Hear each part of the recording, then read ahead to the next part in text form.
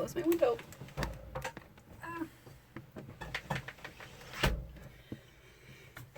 The reason why we are together watching a fully edited screen recording is because this video was so cursed. Every step of the way things went wrong. I can't even keep track of it anymore. Just like, imagine every step of a video making process. I had to redo that like 2 or 3 times. So hopefully this time it'll stick. Yeah, so let's let's get into this. So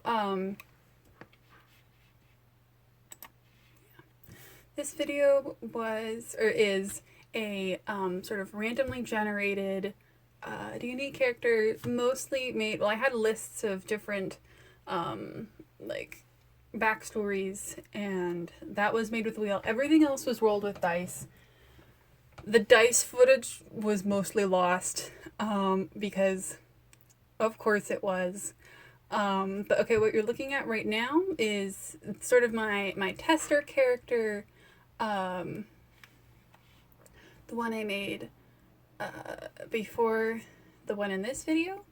You can kind of see what it looks like. Yeah, again, I'm sorry it's so low res. It's been exported and compressed like 3 times. Yeah, I originally planned on doing like a more traditional video game episode. Okay, I'm gonna pause it really quick. I plan on doing like a more traditional video game episode after this, but I feel like I need to redeem myself. Okay, so yeah, what we're doing right now is, I believe we are rolling for the race. I made a list of races. Everything is based off of the D&D wikidot. So yeah, all the lineages. And we rolled Qecirk, which is number 10. And for those of you who don't know, Qecirk are like bird people. I am going to draw this character, however, I will give a bit of a warning. My animal people tend to be very animal, so just get excited for that. He's going to be a little guy. Okay, so then for background, we rolled number 83, which is DND operative. So this means that it takes place in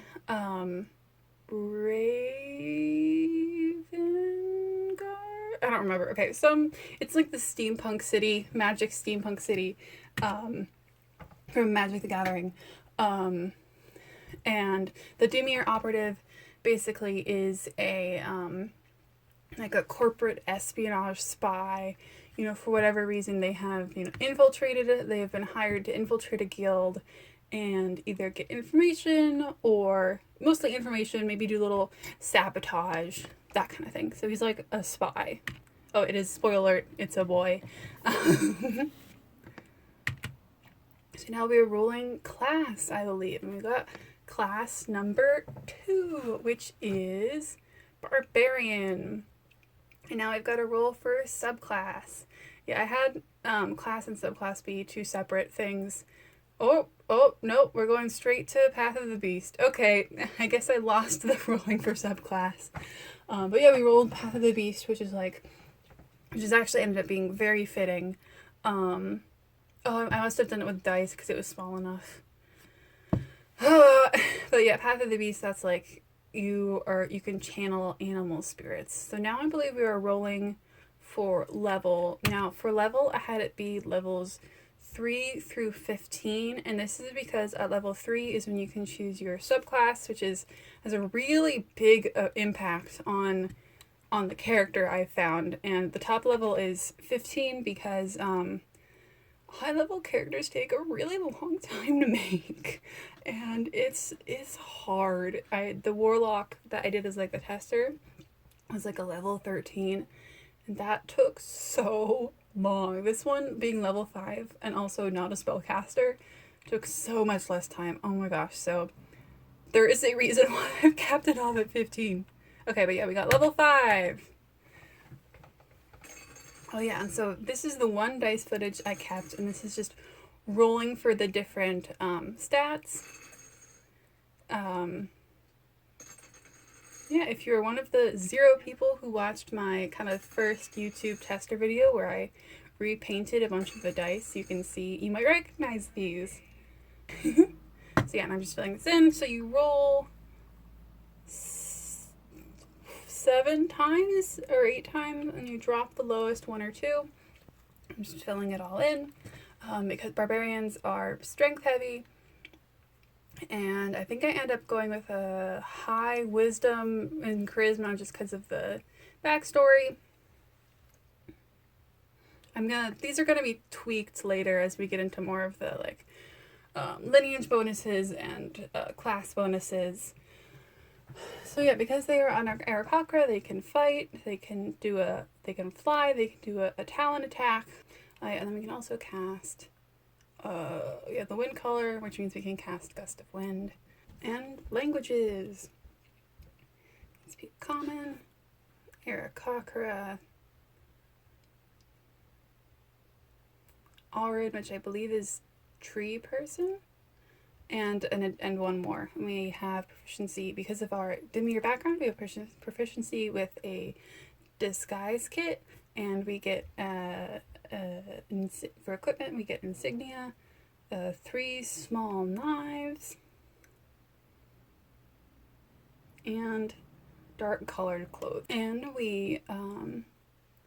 I rolled that we infiltrated the Celestia, that we are infiltrating the Celestia Guild, so we also get Celestia starting equipment now. Celestia Guild, that's basically the Druid Guild, kind of like how Dimir is basically the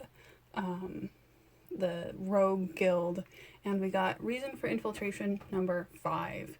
We're gonna get back to that later. So our personality trait is that we have no patience with people who get in our way. Our secret is that, or our ideal is that we collect secrets and never reveal them. Our bond is that we spend as much time as we can in the Ismeri library because I'm certain an information hub operates behind the facade. I want its secrets. And our flaw is we put too much trust in the people who give us orders. So in general, we're getting very curious. A very curious little individual. And you can see the age, I think that's adult, is like 3 to 30, height 5'3", so like a little short, 110 for weight. So our Dimir contact is someone we've never met, but we get coded messages from in a pattern from lights and graffiti. So our Celestia equipment is an insignia, healer kit, robes, and common clothes. We're getting a lot of clothes. So we get, yeah. And then our reason for infiltration was we converted from that guild. So that means we were already in the Celestia Guild when we got recruited. So our Celestia contact is, we left a different guild and joined the Celestia Guild with a close friend. And our non-Celestia contact is a sibling in the Simic Combine that we argue with every time we see each other. The Simic Combine is like the science wizard guild.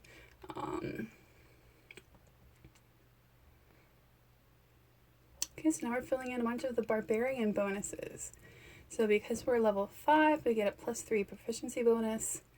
We're Aarakocra, so we have a speed of 3, in case I missed that earlier. And then there are a bunch of,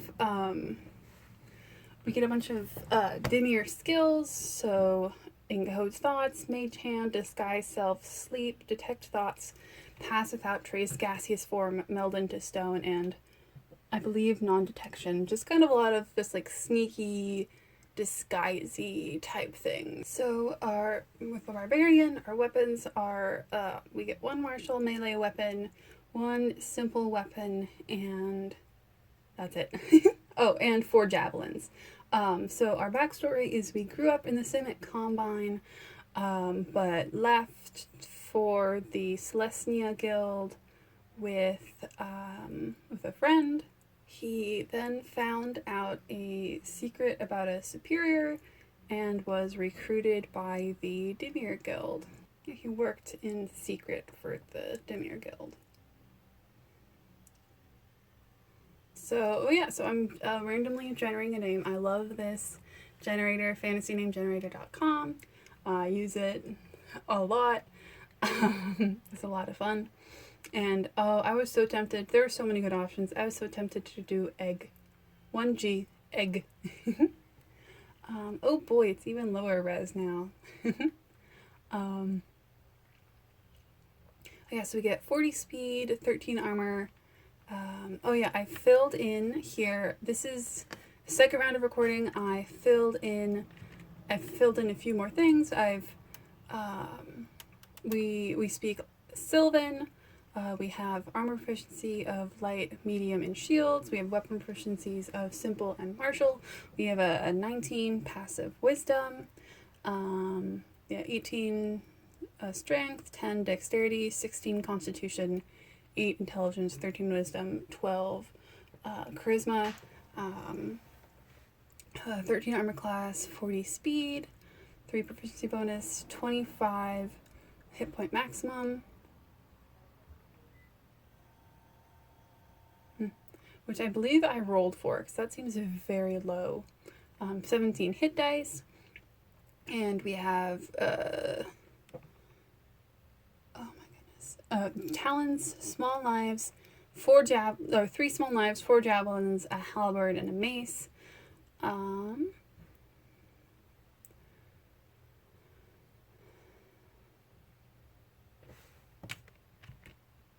And we have healer's kit, explorer's pack, 3 dark colored clothes, common clothes, robes. Yeah, I think the biggest thing here was I specifically selected some weapons. Oh yeah, and there are the class barbarian benefits, which are rage. I'm not going to get too into depth with these. I feel like they're either self-explanatory or very complicated. Rage, unarmored defense, reckless attack, danger sense, extra attack, fast movement, and form of the beast. Form of the beast is the subclass benefit, which is basically like a kind of I think it's like a buff you can cast on yourself where you get an extra attack that you can do.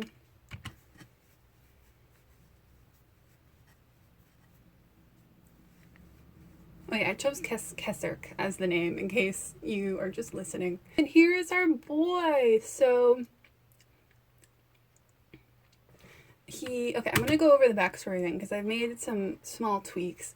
So he grew up in the Civic Combine but left the Celestia Guild with a friend after a falling out with his family.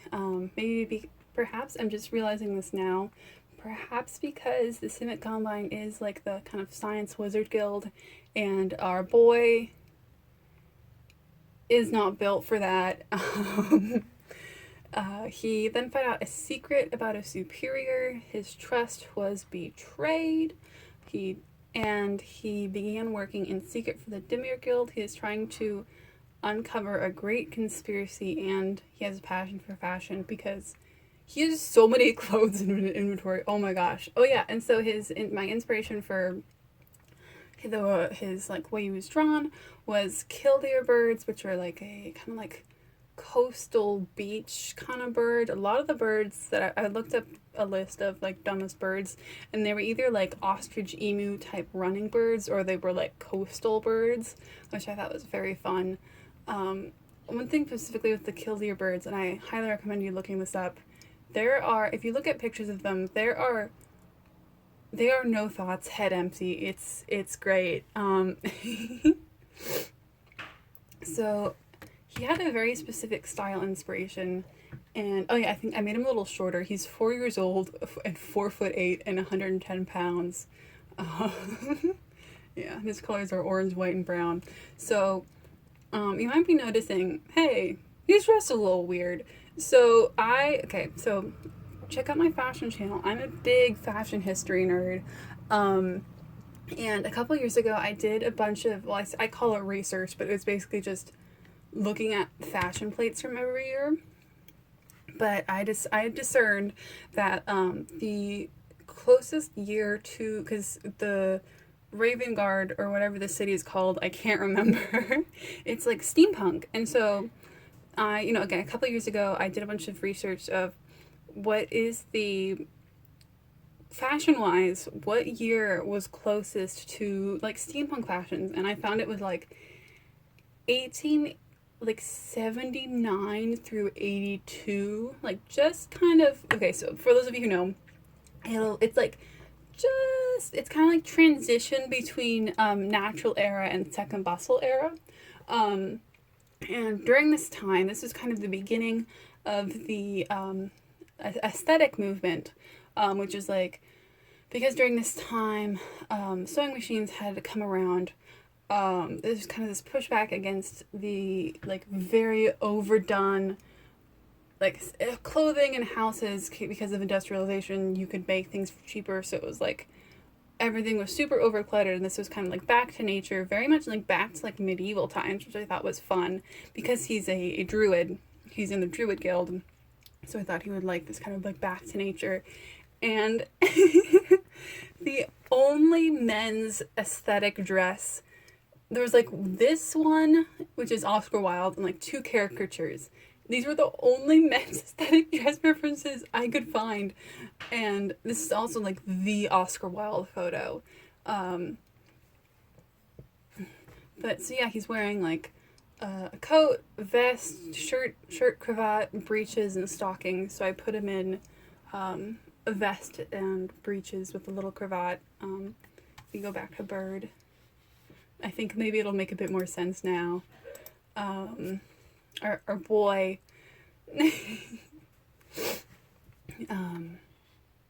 I did also record a time lapse of drawing this, but that was also lost because I don't know. Oh, okay. Oh, yeah. Here we go. I'm adding it back in now. I think I'm following up with his family. Yeah, I think, oh, yep, and here's I make a glossary for all of my character sheets. I find it very helpful. I highly recommend. Once I get big enough to have a Patreon, I'll definitely put all of these on a Patreon. I would love to have a place to look at these now, but I just don't really know a way to do that. So I'm going to go back so you can screenshot it in case if anyone ever wants to use any of the characters I'm making, because I'm planning on this being a big series. I would love that if you end up like recording it, if it's like a real play podcast or whatever they're called, send me that. I love that stuff. My email, I have an email. It's on my like my account. So yeah, screenshot this. I'm gonna go to the other one. Screenshot it. But yeah, I'm gonna be doing this again because I want to actually do it properly. Well, it was proper, but eventually files just disappeared. I'm not gonna get into it. I'm dealing with other computer problems right now. I'm reinstalling Office as I speak. But yeah, I'm gonna be doing this again, so subscribe if you like this. I have no idea how the audio for this is turning out. I am thinking about buying a microphone, so if you want me to buy a microphone, please subscribe. The sound quality, I work in audio tech, so not having a microphone is painful. I don't know. Comment below, should I steal a microphone from work? If you have any suggestions for videos, I'm probably gonna put my GOG account in the description. Check out my own games, check out my wish list. I have a obscenely large wish list. It's part of my game buying system. I have a very elaborate game buying system to spend as little as money as possible. So yeah, let me know, do you want more like character building games, gameplay games? Yeah, again, my channels are all still wee little babies, so I'm open to all suggestions. Yeah.